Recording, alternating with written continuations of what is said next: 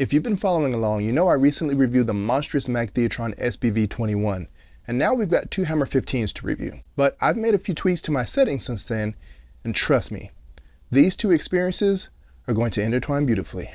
Let's discuss.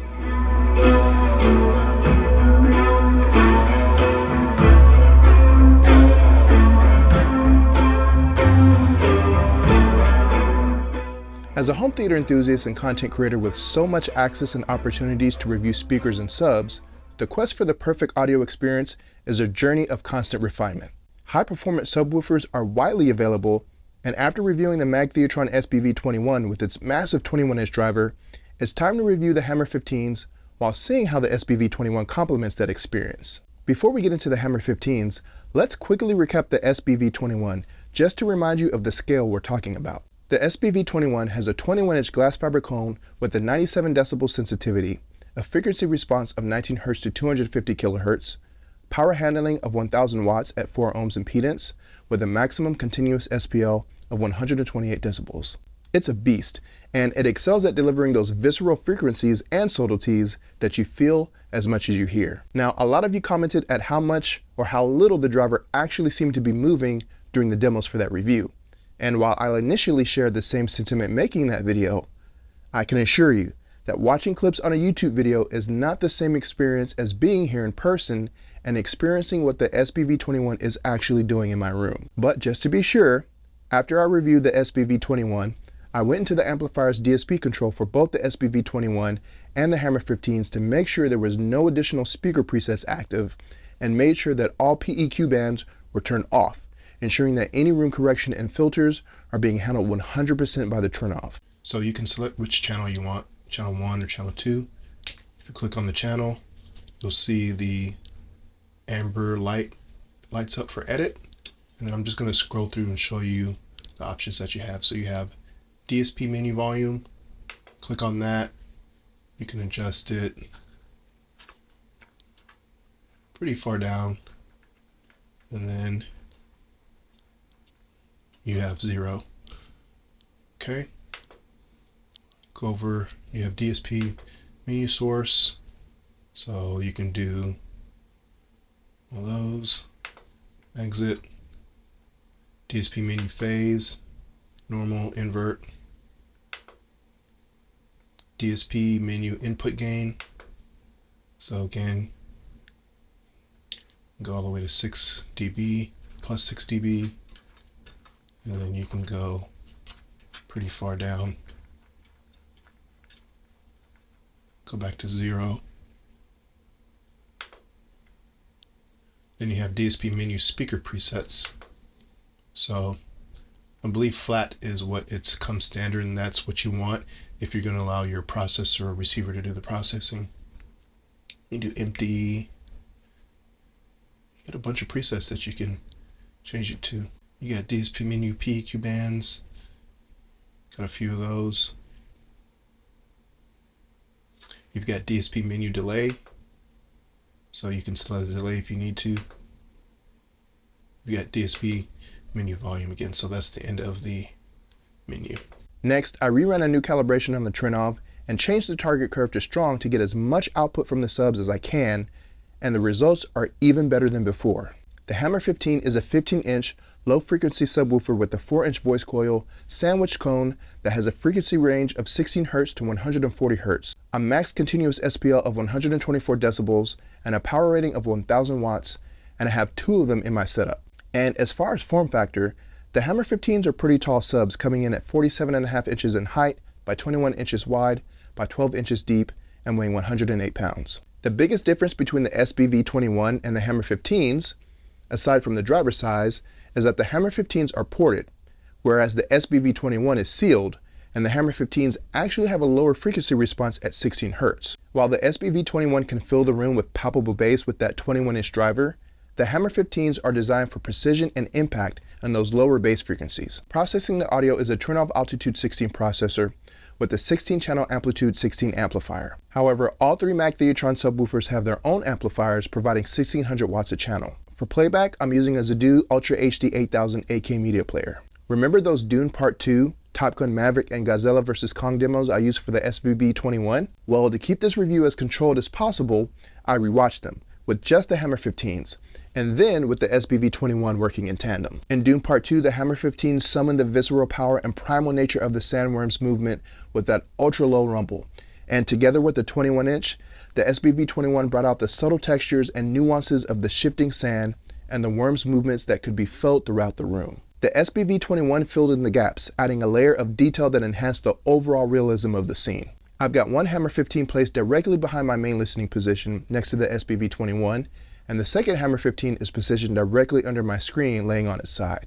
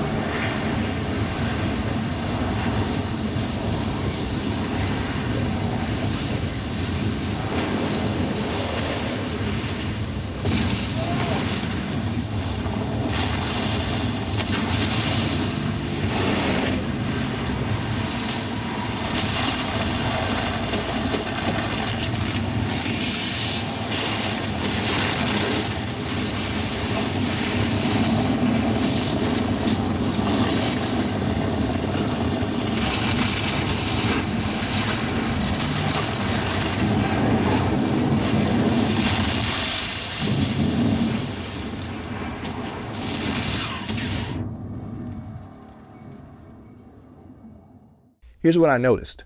While the SBV21 provided that foundation of incredibly nuanced bass, the Hammer 15s added a layer of deep tactile punch and definition that was very impressive.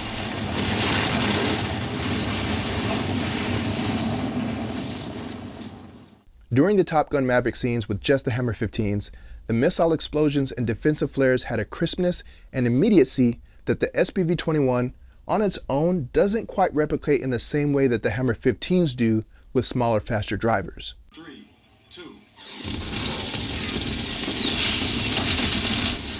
Impact. Enemy runway is destroyed. They know we're coming now. Bandits are switching course to defend the target. Rooster, where are you? Come on, Rooster. Bandits inbound. We gotta make up time now. Let's turn and burn.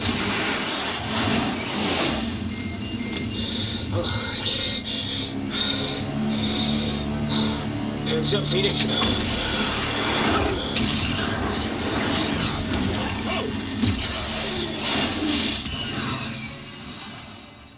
The Hammer 15s are incredibly fast and articulate, adding a percussive quality to the bass that made those action sequences even more engaging.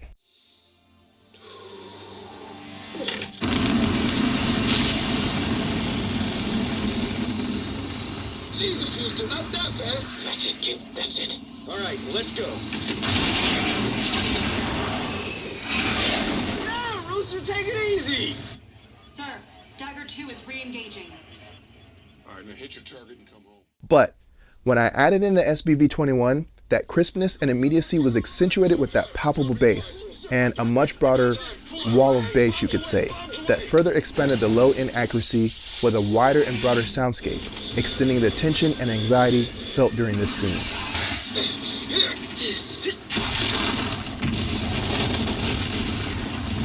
Bullseye, bullseye, bullseye! Miracle number 2. Now they're in Coffin Corner. We're not out of this yet. Here it comes. Radar warning. Smoke in the air. Phoenix, break right. Emergency jettison! Dagger 3 defending! Here comes another one. Dagger 1 defending.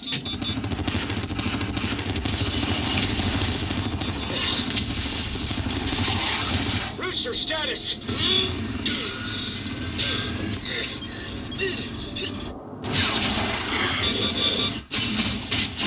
Oh my God. Smoke in the air! Smoke in the air!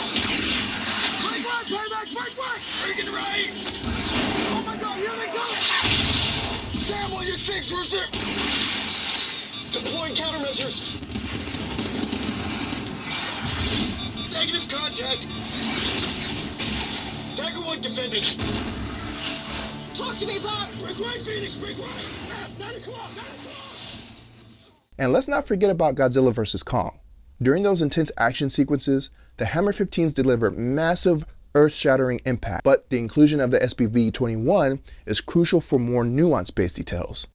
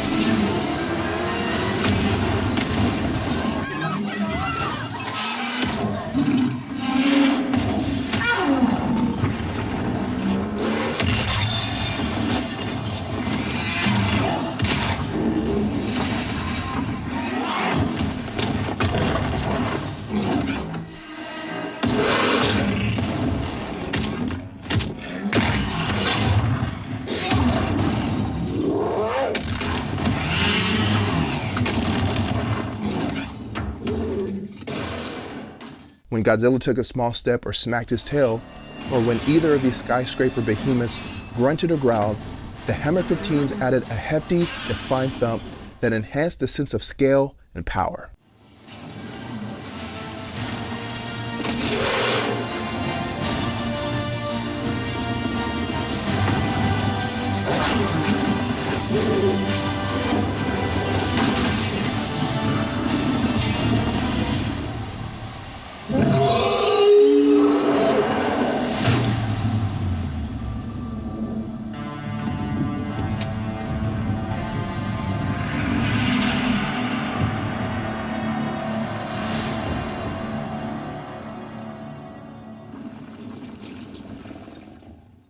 They provided the articulation that brought out the subtle variation in the low-end frequency effects, complementing the SBV21's broader extension. But what really struck me was how well the SBV21 and the Hammer 15s work together. They complement each other perfectly. The Hammer 15s handle the deep infrasonic frequencies, while the SBV21 excels in the higher bass range, adding finesse, definition, and an extremely wide soundscape. It's a synergy that creates an immersive and balanced bass experience.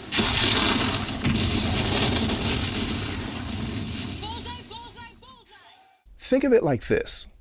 The Hammer 15s are the foundation, providing that deep, room-filling rumble. The SBV21 massages your room, adding detail, texture, and impact that brings the bass to life in an even bigger and broader cohesive way that will completely envelop your room. Just as I mentioned in the SBV21 review, the ability to bring out subtle nuances during chaotic action sequences is where that subwoofer truly shines.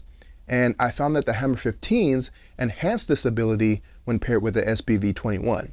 The increased headroom provided by the Hammer 15s paired with the 21-inch means that even at lower volumes, this dynamic duo can reproduce bass with authority and control. It's an extremely energetic yet balanced bass experience. And with a ported design on the Hammer 15s, I kept waiting for the inevitable port chuff to rear its ugly head at some point, but it never did. Then again, with fussy neighbors, I never got to turn it up loud enough to see if I could actually get the Hammer 15s to chuff, so your results may vary. Now, I did speak with Mag Theatron, and they did inform me that there are limiters inside of the amplifiers, and they recommend not disabling them so you don't damage the subs. I know some of you in the comments were browbeating the SBV21 because of its 19 Hz rating with the 21-inch driver, so I'm assuming without the limiters engaged, you could probably get even lower extension. But again, Mag Theatron doesn't recommend this, and I'm not encouraging you to do that either. I just want you to be well informed. I didn't mention this in the SBV21 review, so I want to address it now. there's a few things I don't really care for. 1, the lack of grill covers. I'm always a fan of grill covers because you never know when you might have an accident moving the subs, or if you have kids or pets that could potentially damage a driver. And a grill cover will prevent any potential situation that could damage the sub. And 2, while the connections at the sub are your standard banana jack screw terminals, when you go to connect them at the amplifier end, you'll find Phoenix connectors. This was my first experience with Phoenix connectors, and I gotta say, I am definitely not a fan. In fact, I had to delay setup of these subs by a few days because I had to go on Amazon and buy a Phoenix connector kit, just so that I could connect power to the subs from the amplifier. Again, I'm no engineer, but I'm not sure why there's a different connection on the sub versus on the amplifier. You'd think they'd all be Phoenix connectors or all banana jack terminals. And I'm assuming that 99% of people building a home theater don't have Phoenix connectors just lying around waiting to be installed. So it was a bit of an inconvenience and an odd decision to me.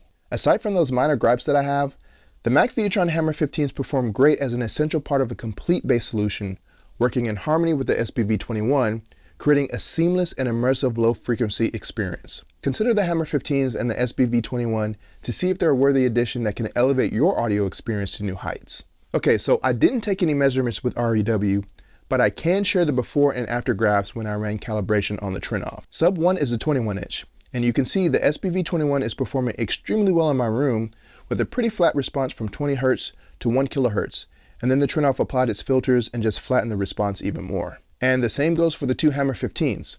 Both subs measured pretty flat down to 20 Hz, and then Trinoff applied its correction and filters. And if we look at all three, you can see how they measured before Trinoff made any corrections, and all three subs measured extremely well and flattened my room. Alright, so what's the verdict on the Hammer 15s? They're incredibly precise, articulate, and impactful.